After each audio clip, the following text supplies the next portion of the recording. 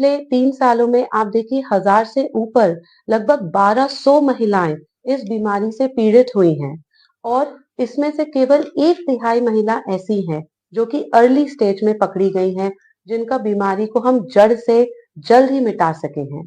अधिकतर महिलाएं अपने शरीर में होने वाली तकलीफों को नजरअंदाज कर देती हैं और बहुत ही लेट स्टेज में डॉक्टर के पास आती हैं।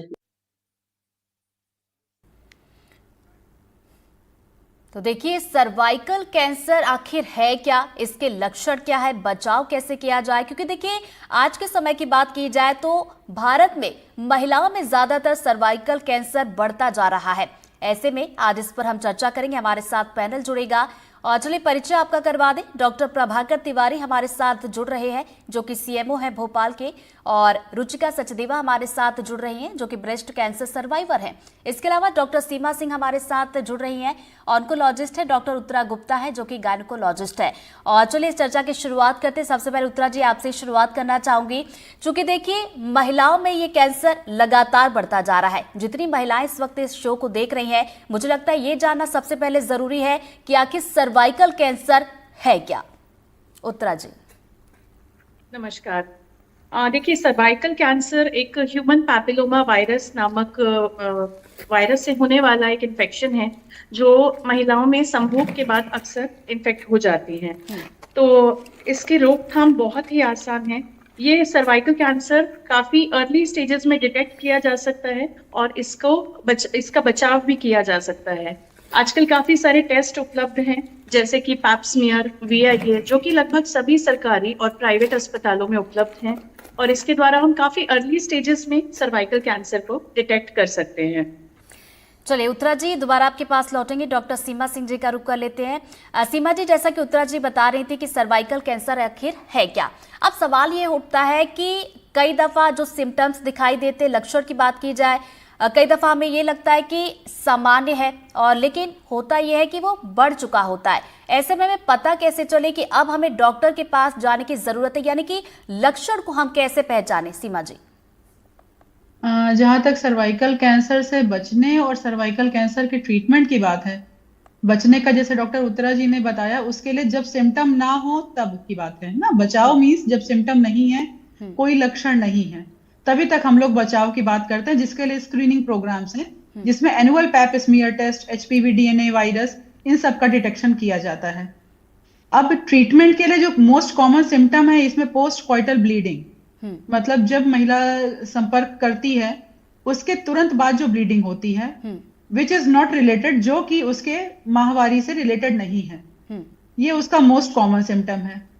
इसके साथ साथ और भी कई सारे सिम्टम होते हैं, जैसे एडवांस स्टेज जब पहुंच जाती है तो पेशेंट को मोशन पास करने में दिक्कत होती है, कॉन्स्टिपेशन हो सकता है, कई बार यूरिन में प्रॉब्लम हो सकती है, क्योंकि जो सर्विक्स का निचला हिस्सा होता है वो आगे से ब्लैडर और पीछे से रेक्टम के पास होता है। तो इन दोनों ऑर्गन्स में जब उसका इन्वॉल्वमेंट होने लगता है एडवांस स्टेजेस में, तो इन दोनों ऑर्गन के इन्वॉल्वमेंट होने से जो लक्षण आते हैं वो भी प्रेजेंट करती है। कई बार यूरिन में इतनी दिक्कत होती है कि यूरिन रुक भी सकता है, या यूरिन में ब्लड आ जाता है, या जो रेक्टम है, रेक्टम और जो सर्विक्स है उसमें आपस में कम्युनिकेशन हो जाता है और सर्विक्स से फीकल मैटर या स्टूल आने लगता है। ये बहुत लेट स्टेजेस में होता है, स्टेज 4 ऑनवर्ड्स। कई बार यूरिन की वो नलियां जिसे हम यूरेटर बोलते हैं उसको ब्लॉक कर देता है, जिससे ऊपर जाके किडनी में सूजन या यूरेटर में सूजन होने लगती है। ये एडवांस स्टेजेस होते हैं, लेकिन ये सब जांच के द्वारा पता लगते हैं। जो सिम्टम पेशेंट बता सकता है, हाँ, कि संपर्क करने के बाद उसे ब्लीडिंग हो गई, ये उसने पहले कभी नोटिस नहीं किया था, अब उसे अचानक से ये नया सिम्टम पता चला जिसको उसने पहले कभी एक्सपीरियंस नहीं किया था। पेट के निचले हिस्से में पेन हो सकता है, उसे कई बार यूरिन जाना पड़ सकता है, और जब जाएगी बहुत थोड़ा सा यूरिन पास होगा, पैरों में सूजन हो सकती है, ये सारे सिम्टम उसे दिखाई दे सकते हैं। तो चलिए सीमा जी, बड़े अच्छे तरीके से आपने बताया कि क्या क्या लक्षण हो सकते हैं जिससे हमें बिल्कुल भी इग्नोर करने की जरूरत नहीं। इस तरह के लक्षण अगर हो तो तुरंत डॉक्टर के पास जाए। रुचिका जी हमारे साथ जुड़ गई। रुचिका जी, देखिए भारत में हम देखते हैं कि जब हम बीमार होते हैं, ज्यादातर आपने भी देखा होगा कि जब शुरुआत में हमें कोई तकलीफ होती है हम उसे इग्नोर कर रहे होते हैं, जब तकलीफ ज्यादा बढ़ जाती है तब हम डॉक्टर के पास जाते हैं। ऐसे में जरूरी ये है कि जब शुरुआत में आपको अगर कोई तकलीफ है, कोई लक्षण लग रहा है, तो तुरंत आप सबसे पहले डॉक्टर के पास जाए, तो ऐसे में आप बच सकते हैं। हाँ जी, आप ज़रूर सही कह रहे हैं कि ज़्यादातर औरतें अपने आप को इग्नोर करती हैं। मैं इस मामले में लकी रही हूँ कि मैंने क्या करा, अपना जैसे एक अवेयरनेस प्रोग्राम के थ्रू ही मैंने अपना नॉर्मल चेकअप करवा लिया, जिससे मुझे पता चल गया कि मुझे कैंसर है। लेकिन most of the women, specially पेट के मामले में, ब्रेस्ट के तो चेकअप करना ही करना है, लेकिन पेट में आज गैस हो गई, आज खाना खा लिया ज़्यादा, आज कम खा लिया, आज भारीपन है, मालिश करवा लेते हैं, तो इस टाइप की चीज़ों में फंस जाती है और अपनी हेल्थ को, सब लेडीज़ जो है बाकी सारी पूरी फैमिली की अपनी हेल्थ देखती है, लेकिन अपनी फैमिली को, अपनी हेल्थ को वो बहुत ज़्यादा इग्नोर करती है, और ये इसमें बीमारी अंदर ही अंदर बढ़ जाती है और उनको पता नहीं चलता है। तो जो रूटीन चेकअप है वो बहुत ज़्यादा ज़रूरी है, और इस टाइप के प्रोग्राम्स जो है ये लोगों में अवेयरनेस लाने का काम करते हैं, उनको बताते हैं कि आपकी हेल्थ भी बहुत ज़्यादा इम्पॉर्टेंट है। तो आपको अपनी पहले हेल्थ देख पाओगे, तब जाके आप अपनी फैमिली की हेल्थ को देख पाओगे। और इसी तरह से हम लोग भी ये इसीलिए हर प्रोग्राम, हर जहाँ पे भी जाते लेडीज़ को अवेयर करते हैं कि हम लोग तो बच गए हैं, लेकिन आपको आगे के लिए अपनी लाइफ को सुधारना है और अपनी सेहत का ध्यान रखते हुए अपना चेकअप रूटीन में करवाना है। और जो सेक्सुअली एक्टिव लेडीज़ हैं स्पेशली उनको, और बच्चों को तो वैक्सीन लगवाना, ये लड़कियां जो है छोटी, उनको लोग कराना ही चाहिए। चलिए, वैक्सीन के बारे में हमारे साथ और भी डॉक्टर जुड़ी है, उनसे हम जानेंगे, लेकिन फिलहाल हम डॉक्टर प्रभाकर जी का रुख कर लेते हैं। सर देखिए, अस्पताल में अगर बात की जाए तो महिलाएं जब आती हैं तो कौन से स्टेज, क्योंकि देखिए कई बार हम ज़्यादा केसेस यही देखते हैं कि 3rd स्टेज या 4th स्टेज में जब कैंसर पहुंच जाता है तब पता चलता है और उसके बाद महिलाएं आती है, तो क्या लगता है महिलाएं की बात की जाए तो उन्हें और जागरूक करने की ज़रूरत है? देखिए ऋतु जी, ये बहुत ही समसामयिक विषय है, और अगर हम देखें तो जो non communicable diseases as a whole हैं, चाहे हम बात हाइपरटेंशन की करें, चाहे हम बात डायबिटीज़ की करें, और चाहे बात हम कैंसर की करें, इन सब का डायग्नोसिस लगातार आसान होता जा रहा है और इसलिए लगातार लोग डायग्नोस हो रहे हैं। और अगर हम बात फिर से स्पेसिफिकली कैंसर पर आए तो 3 जो कैंसर हैं, specifically oral cancer, breast cancer और सर्वाइकल कैंसर, ये सबसे कॉमन कैंसर है जो यहाँ पर देखे जाते हैं। और अगर हम बात करें महिलाओं की, अपनी बहनों की, माताओं की, तो सबसे ज़्यादा कॉमन कैंसर जो होते हैं वो सर्वाइकल कैंसर और ब्रेस्ट कैंसर होते हैं। और इसमें एक सबसे बड़ा पैराडॉक्स ये है कि इनको बड़ी आसानी से पहचाना जा सकता है, और जैसा अभी पहले डॉक्टर साहब ने बताया कि पोस्ट क्वाइटल ब्लीडिंग जो रहती है उसका सबसे पहला सिम्टम रहता है, और जैसे ही ऐसा होता है आमतौर पर लोग मिसगाइड हो जाते हैं कि शायद ये मेंस्ट्रुअल ब्लीडिंग से रिलेटेड है या मेंस्ट्रुअल इरेगुलरिटी से रिलेटेड है, और इसको अवॉइड कर सकते हैं। सरकार ने एक और नई चीज शुरू की है जिसमें वो universal screening plus opportunistic screening कर रही है।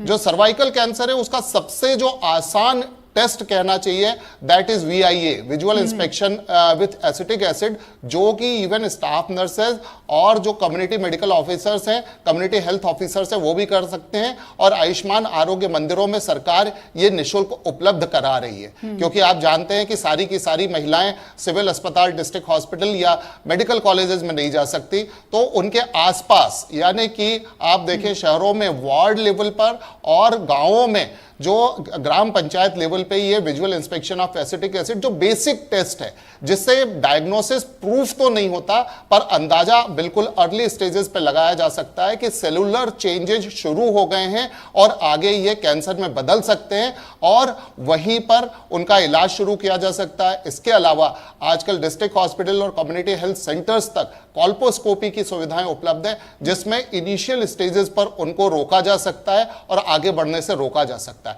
तो निश्चित तौर पर जैसे आपके ये प्रोग्राम है, ये प्रोग्राम लोगों में जागरूकता लाने में मदद करेंगे और लोगों को दोनों चीजों के लिए प्रेरित करेंगे। पहली चीज तो ये है कि अब सर्वाइकल कैंसर के लिए वैक्सीन अवेलेबल है, और वो वैक्सीन जल्दी ही सरकार यूनिवर्सल वैक्सीनेशन प्रोग्राम में शामिल करने वाली है, जैसे कि अभी समाचार मिल रहे हैं कि बहुत ही जल्दी हमारे यूनिवर्सल इम्यूनाइजेशन प्रोग्राम का हिस्सा होगा। दूसरी चीज जो यूनिवर्सल और अपॉर्चुनिस्टिक स्क्रीनिंग ट्रेनिंग है जिसको ग्राम पंचायत लेवल तक और कहीं कहीं गांव में एक सीबैक फॉर्म होता है जो कि आशाएं भरती हैं और जिससे पता लगाती है कि कौन कौन हाई रिस्क में है और उनका जल्दी से जल्दी परीक्षण कर उनको इनिशियल स्टेजेस में, इससे पहले कि जैसे अभी मैडम ने बताया कि जब रेक्टम भी इन्वॉल्व हो जाता है, यूरेटर इन्वॉल्व हो जाता है और उस समय हमारे हाथ में बहुत कुछ करने को नहीं रहता। एक और आसान चीज है कि जो ब्रेस्ट कैंसर और सर्वाइकल कैंसर है वो दोनों ऐसे कैंसर्स हैं कि जिनको हम अगर इनिशियल स्टेजेस में पकड़ लेते हैं तो ये पूरी तरह से क्यूरेबल है। और जैसे हमारे पास एक कैंसर सर्वाइवल आपने बुलाए हैं, वो खुद ही इसको डिनोट कर रहे हैं कि ये जो कैंसर्स हैं ये पूरी तरह से ट्रीटेबल है बशर्ते कि हम इनको समय पर पकड़ लें और सरकार इसके लिए एनसीडी प्रोग्राम के तहत लगातार प्रयास कर रही है। बिल्कुल सही कहा प्रभाकर जी आपने, सही समय पर पता चल जाए तो ये वाकई में अच्छा है, क्योंकि देखिए कैंसर की अगर बात की जाए, सर्वाइकल कैंसर को लेकर जो कि हम बातचीत कर रहे हैं, क्योंकि इसका इलाज भी संभव है और बचाव भी। और चलिए उत्तरा जी का रुख कर ले। तो उत्तरा जी देखिए, सर्वाइकल कैंसर नाम सुनकर महिलाएं डर जाती है, जैसा कि सिम्टम्स आपने बताया, इस तरह के सिम्टम्स दिखते भी है तो वो डरती है कि अस्पताल जाएगी अगर ऐसा हुआ तो। अब जोखिम भरा ये कितना होता है और इससे बचा कैसे जा सकता है, इसका बचाव क्या है, ये आप बताएं। जी, सर्वाइकल कैंसर का बर्डन हमारे भारत में देश में इतना है कि सन 2022 के सेंसस में देखें तो लगभग 1,27,000 महिलाएं इससे पीड़ित थी। और ग्लोबल लेवल पे देखें तो ग्लोबल लेवल पे होने वाली डेथ्स में 25% सर्वाइकल कैंसर से होने वाली डेथ भारत में हुई है। यह आंकड़ा दर्शाता है कि हमारे देश में काफी लेट स्टेजेस में अक्सर पेशेंट प्रेजेंट करते हैं। अगर प्रॉपर जागरूकता रहे तो पेशेंट का सबसे पहले डर गायब करना होगा। पेशेंट घबराती हैं कि हम लोग को क्या डायग्नोज हो जाएगा, और आने से पैप्समियर जैसे सिंपल जांच, VIA जैसे सिंपल जांच करवाने से भी महिलाएं कतराती क्योंकि उनमें प्रॉपर जागरूकता नहीं है। तो महिलाओं का रुख आमतौर पे एक नेगेटिव वे में ज्यादा रहता है, क्योंकि मैंने पेरिफेरी में भी काम किया है, उनको इतनी अवेयरनेस नहीं रहती है कि इससे क्या बेनिफिट होने वाला है। अगर हम अर्ली स्टेजेस में इसको डिटेक्ट कर लें तो ये बर्डन काफी कम किया जा सकता है। चलिए दोबारा आपके पास लौटूंगी। सीबा जी, अगर सिम्टम्स नजर आते हैं तो महिलाएं अगर अस्पताल जाती है तो कौन सा टेस्ट वो करवाएं? सबसे पहले जब भी सिम्टम नजर आते हैं तो पहले उनका परवेजाइनल और परस्पेकुलम एग्जामिनेशन किया जाता है, अगर वो सर्वाइकल कैंसर को कंट्रीब्यूट करने वाले सिम्टम्स हैं तो।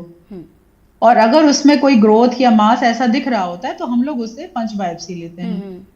पंच बायोप्सी से हम ये प्रूव कर लेते हैं कि ये सर्वाइकल कैंसर है, ये कैंसर किस ग्रेड का है, और उसके बाद उसका पेल्विक MRI, और डिपेंड करता है कि उसमें क्या कितनी बड़ी ग्रोथ है, छोटी ग्रोथ है, या लिमिटेड डिजीज है या एक्सटेंसिव डिजीज है। उसके बेसिस पे फर्दर टेस्ट जैसे पेट स्कैन, जैसे होल बॉडी टेस्टिंग, ये सारे टेस्ट किए जाते हैं उसके ट्रीटमेंट को चैनलाइज और गाइड करने के लिए।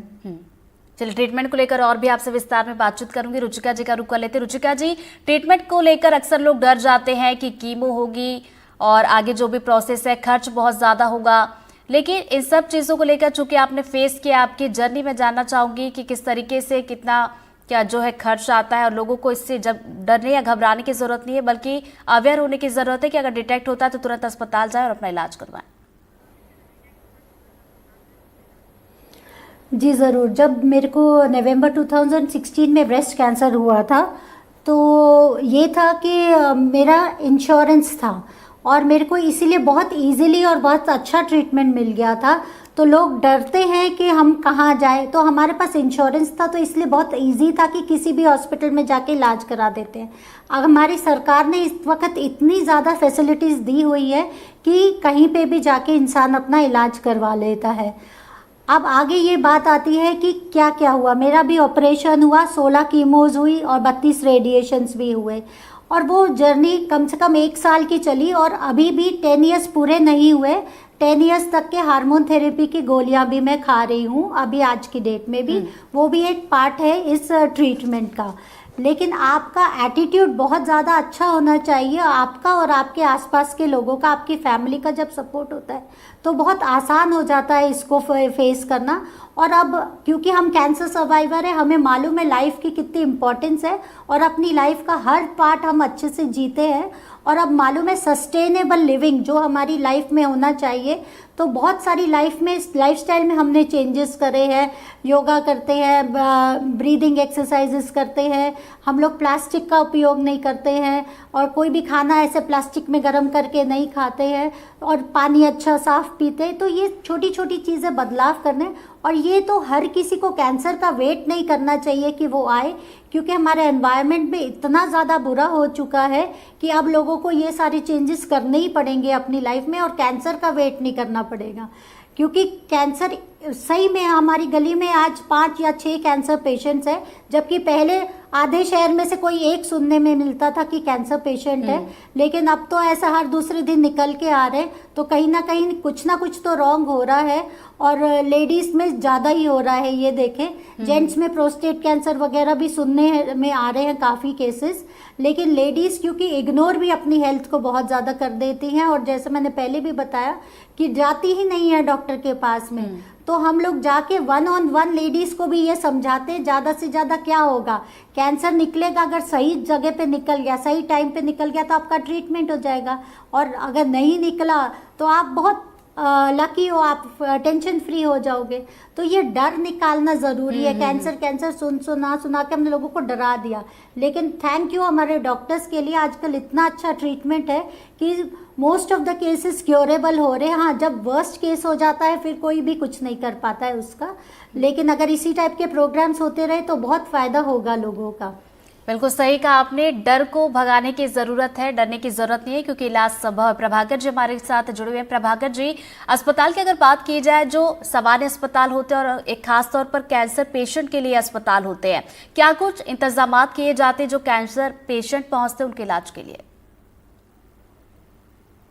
देखिए, बात अगर हम करें स्क्रीनिंग की, तो जो सामान्य स्क्रीनिंग है, मैंने जो अभी आपसे 2-3 चीज़ों की बात की, जैसे आप देखें अगर सर्वाइकल कैंसर की बात है तो विजुअल इंस्पेक्शन से ही सस्पेक्ट किया जा सकता है। अगर ब्रेस्ट कैंसर की बात है उसको भी विजुअल इंस्पेक्शन और सेल्फ एग्जामिनेशन से, पैल्पेशन से सस्पेक्ट किया जा सकता है। अगर हम बात ओरल कैंसर की करें, just viewing the patient suspect कर सकते हैं। जो हमें कैंसर हॉस्पिटल्स की ज़रूरत पड़ती है वो हमें पड़ती है एडवांस ट्रीटमेंट के लिए और ट्रीटमेंट प्लानिंग के लिए, जैसे कि बात हम केमोथेरेपी की करें या रेडियोथेरेपी की करें। तो हर एक व्यक्ति को सीधे अगर सस्पेक्टेड है तो बड़े अस्पताल कैंसर हॉस्पिटल में जाने की बिल्कुल ज़रूरत नहीं है। मैंने आपको कहा कि जैसे ब्रेस्ट कैंसर है, सेल्फ एग्जामिनेशन अगर महिलाएं, हमारी बहनें, माताएं करती रहेंगी, उसी से उनको जैसे ही शंका होती है, सबसे पहली चीज़ है हाई इंडेक्स ऑफ सस्पिशन। जब तक हाई इंडेक्स ऑफ सस्पिशन नहीं आएगा तब तक हम इस पे आगे नहीं जा पाएंगे। तो सबसे इंपॉर्टेंट चीज है ना केवल स्वयं नागरिकों को, बल्कि हमारे जो स्टाफ नर्सेज और पैरामेडिकल स्टाफ है, जो हमारी पेरीफेरी के डॉक्टर है, उनको हाई इंडेक्स ऑफ सस्पिशन रखना पड़ेगा। अगर कोई महिला आती है और ये बोलती है कि मुझे अनयूजुअल ब्लीडिंग होती है, कई बार ऐसा होता है कि महिलाएं आती हैं ग्रामीण क्षेत्रों में, कई बार वो ये कह देती हैं कि हमारा महीना तो जल्दी जाता है, हमारे परिवार में तो ये रहा है कि महीना जल्दी जाता है, या हमारे परिवार में ये रहा है कि कई बार जो है मेनोरेजिया या ज़्यादा ब्लीडिंग की शिकायतें रहती हैं और उसको ओवरलुक करते हैं। तो आम तौर पर अब वो जमाना गया, अब हमारे पास सारी की सारी चीजें इजीली अवेलेबल हैं। अगर मेंस्ट्रुअल साइकिल में थोड़ा भी चेंज होता है तो निश्चित तौर पर यह सस्पेक्ट करना चाहिए कि कहीं ये कोई बिनाइन या मैलिग्नेंट गठान तो नहीं है। बहुत अच्छा है अगर वो बिनाइन निकलती है, अगर मैलिग्नेंट निकलती है तो भी उसका ट्रीटमेंट संभव है। और इसके साथ साथ जो ट्रेडिशनली हम ये मान के चलते थे कि जो सर्वाइकल कैंसर से आमतौर पर मल्टीपैरिटी जो होती है, जिनमें बहुत ज़्यादा बच्चे होते हैं, उनमें ज़्यादा होता है, और जबकि यूट्राइन कैंसर और ब्रेस्ट कैंसर नलीपैरा या जो जिनके कम बच्चे होते हैं उनको ज़्यादा होता है। अब ये जो बार है वो भी धीरे धीरे खत्म होता जा रहा है। आपने देखा होगा कि कई बार जो मल्टीपैरा हैं उनमें भी ब्रेस्ट कैंसर और यूट्राइन कैंसर देखने को मिलता है। इसके विपरीत जहां पर नली पैरा हैं उनमें भी सर्वाइकल कैंसर के केसेस देखने को मिलते हैं। तो ये जो पुराना था ये लगभग अब मिथ दूर होता चला जा रहा है। और सबसे अच्छी बात यही है कि हम खुद अपने स्वास्थ्य के प्रति जागरूक रहें। जैसे ही हमें कोई अनयूजुअल सिम्टम दिखाई देता है, वो किसी तरह का अनयूजुअल सिम्टम हो, तो उसको छिपाएं नहीं, उसके प्रति मन में यह भाव पाल के नहीं रखें कि कहीं दिखाने जाएंगे कुछ निकल ना आए। अगर जल्दी कुछ निकल जाता है तो निश्चित तौर पर यह क्यूरेबल है। और अगर हम उसको छिपा कर रखेंगे, दबा कर रखेंगे, किसी डॉक्टर से डिस्कस नहीं करेंगे, तो ये बड़े रूप में सामने आएगा और उसका ट्रीटमेंट मुश्किल हो सकता है। और कई बार हमने देखा है कि कई बार दुखद होता है जब हम लोग बचा नहीं पाते। तो हमें यह अपना खुद सेल्फ एग्जामिनेशन करना चाहिए। और जैसे ही हाई इंडेक्स ऑफ सस्पिशन, जैसे ही ऐसा लगता है कि कुछ अनयूजुअल हमारे शरीर में हो रहा है, वो किसी भी तरह का हो, जैसे कि सर्वाइकल कैंसर की हमने बात की कि ब्लीडिंग ज्यादा अनयूजुअल ब्लीडिंग हो रही है, या हम ब्रेस्ट कैंसर की बात करते हैं कि उसमें कोई गठान दिखाई दे रही है, या उसमें कई बार ऐसा होता है कि जैसे संतरे या मौसम्बी के छिलके में पकिंग होती है, उस तरह का दिखाई देता है। तो हम ये ना सोचें कि ये नॉर्मल हो सकता है, बल्कि हम हमेशा ये सोचें कहीं ये एबनॉर्मल टू नहीं। और जब हमारे मन में ये आ जाएगा कहीं ये एबनॉर्मल तो नहीं, हम तुरंत अपने डॉक्टर के पास जाएंगे। और जैसे हमारे पैनल ही को आप देख रहे हैं कि चाहे वो गायनेकोलॉजिस्ट हो, चाहे वो ऑन्को सर्जन या ऑन्कोलॉजिस्ट हो, या इवन जनरल फिजिशियंस हो, वो सब की सब आपकी हेल्प करने के लिए हमेशा तैयार है। बिल्कुल, बड़ी अच्छी बातें कही सर आपने कि अगर कुछ भी अनयूजुअल लगता है तो सबसे पहले डॉक्टर के पास जाए। रुचिका जी भी इस चीज़ का जिक्र कर रही थी कि घबराना नहीं है कि जाएंगे तो क्या हो जाएगा। उत्तरा जी, ट्रीटमेंट के बारे में आपसे जानना चाहूंगी कि सर्वाइकल कैंसर अगर किसी महिला को होता है, अस्पताल वो जाती है, डिटेक्ट होता है, तो उसका ट्रीटमेंट किस तरीके से किया जाता है, शुरुआत उसकी कैसे होती है? जी, सर्वाइकल कैंसर की जो बहुत इनिशियल स्टेजेस हैं उसमें हम कंजर्वेटिव मैनेजमेंट प्लान कर सकते हैं, जिसमें सर्जरीज में बहुत मिनिमल इन्वेजिव सर्जरी, जिसमें केवल कुछ हिस्सा ही गर्भाशय के मुंह का हटाया जाता है, और इसके द्वारा अपना गर्भाशय को प्रिवेंट करते हुए हम ट्रीटमेंट के साथ आगे बढ़ सकते हैं। लेकिन अगर कुछ एडवांस स्टेजेस हैं तो सर्जरी ही उसका विकल्प होता है। कैंसर बहुत एडवांस अगर होता है कि आगे मल और मूत्र के द्वार को भी उसने इन्वॉल्व कर लिया है, तब बहुत बार सर्जरी पॉसिबल नहीं हो पाती है। तब हमारे पास केवल पैलिएटिव ट्रीटमेंट यानी कि कीमो और रेडियो का ही सहारा रहता है, जिसके द्वारा हम केवल उसका जो एक लाइफस्टाइल है, केवल उसको सुचारू रूप से वो अपना लाइफ जितना हो सके जीवन वो चला सके। लेकिन अगर स्टेज 2, स्टेज 3 तक भी, अर्ली स्टेज ऑफ स्टेज 3 तक भी डिटेक्ट होता है, तो हम सर्जरी के द्वारा और उसके बाद कीमो और रेडियो के द्वारा उसको प्रॉपरली ट्रीट कर सकते हैं। Most of the time surgery सबसे पहला ऑप्शन होता है जो हम इसमें चूज करते हैं। एंड आजकल अच्छी चीज ये है कि सभी लगभग सरकारी जो भी कैंसर हॉस्पिटल्स हैं उनमें बहुत एडवांस्ड ट्रीटमेंट्स अवेलेबल हैं, और लगभग सभी लोग, चाहे आप फाइनेंशियली अगर इक्विप्ड नहीं भी हैं, तो आप बहुत अच्छे से उन सभी सुविधाओं को का लाभ उठा सकते हैं। इनफैक्ट एडवांस्ड कीमो, रेडियो लगभग सभी अच्छे अस्पतालों में उपलब्ध हैं सरकारी। तो चलिए, ये तो ट्रीटमेंट इस तरह बताया से मेन जी। इसका ट्रीटमेंट है। तो चलिए, ट्रीटमेंट आपने बताया। उत्तरा जी, सीमा जी, वैक्सीनेशन से भी इसका बचाव हो सकता है। वैक्सीनेशन के बारे में आप थोड़ा विस्तार से जानकारी दीजिए कि कब वैक्सीन लगवा सकते हैं, कौन सी वैक्सीन लगती है और किस एज में लगती है? वैक्सीनेशन ही इसका एक सिक्योर प्रिवेंटिव मेथड है एज ऑफ नाउ, क्योंकि ये वायरस इंड्यूस्ड कैंसर है मेजॉरिटी ऑफ द टाइम्स। तो वैक्सीन आप हमेशा उसी डिजीज के लिए बनाओगे जो किसी ऑर्गेनिज्म से, किसी माइक्रो ऑर्गेनिज्म से ओरिजिन हो रही है। जैसे कोविड था, कोविड के अगेंस्ट हम वैक्सीन इसीलिए बना सके क्योंकि वो एक वायरस इंड्यूस्ड डिजीज थी। इसी तरह क्योंकि सर्वाइकल कैंसर का majority of the cancer cases में एसोसिएशन होता है ह्यूमन पेपिलोमा वायरस से, इसीलिए इसके अगेंस्ट वैक्सीन भी बन के आई। अब वैक्सीन जो है उसमें 4 वैलेंट, क्वाड्रीवैलेंट वैक्सीन है या नैनोवैलेंट है, नोनावैलेंट है, जिसमें 9 वैलेंट वैक्सीन है। 9 वैलेंट वैक्सीन बेस्ट है क्योंकि ये जो भी कॉजेटिव स्ट्रेन्स हैं ह्यूमन पेपिलोमा वायरस के, उन सभी स्ट्रेन्स के अगेंस्ट प्रोटेक्शन देती है। इसका जो एज ऑफ एडमिनिस्ट्रेशन है वो 9 इयर्स एज अबव है, और अब करंट स्टैंडर्ड्स और गाइडलाइन के according it can be given up to the age of 45 years. क्यों? क्योंकि हम बात कर रहे हैं ना कि प्रोवाइडेड कि जब वैक्सीन लगी हो उस फीमेल में, उसके पहले उसका स्क्रीन हो चुका हो और पैप स्मीयर में कोई भी एबनॉर्मल सेल्स ना आई हो। ऐसे केसेस में 15 इयर्स से अगर बच्ची कम है तो उसको 2 डोजेस लगनी चाहिए, और 15 ईयर्स से एज अबव है तब उनको 3 डोजेस लगानी चाहिए। ये करंट स्टैंडर्ड्स रिकमेंडेशन है। चलिए, तो वैक्सीनेशन को लेकर किस तरीके का ध्यान रखना चाहिए, सीमा जी ने बड़े अच्छे तरीके से बताया। रुचिका जी, चूंकि देखिए आप सर्वाइवर रही हैं, आप जीती है, अक्सर ये भी होता है कि ट्रीटमेंट लेने के बाद भी महिलाओं में डर बना रहता है कि कहीं ये दोबारा ना हो जाए। इसके लिए आप क्या मैसेज देना चाहेंगी महिलाओं को? जी देखिए, डर जो है ना वो अपने आप में बहुत डरावना होता है, तो उससे तो दूर ही रहना चाहिए इंसान को। और हमारे में कहते हैं कि कोई भी अमर पट्टा लेके तो पैदा नहीं हुआ है, मरना तो एक दिन सबने ही है, तो डर के क्यों जीना। मैं तो खुद मेरे